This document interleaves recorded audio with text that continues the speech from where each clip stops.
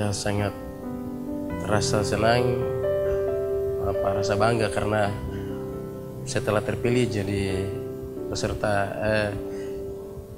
10 terbaik dalam lomba festival Gapura Cinta Negeri, dan kami hadir sampai di Jakarta juga dapat respon baik dari Bapak selaku Kepala Negara yang kami diundang hadir di tempat ini.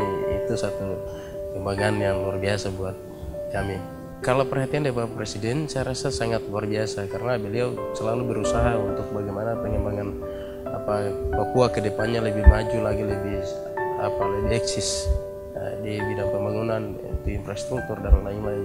Harapan saya ke depan agar bisa lebih baik lagi dari yang sekarang, agar kita bisa tidak salah paham dan seperti yang terjadi saat ini. Damailah.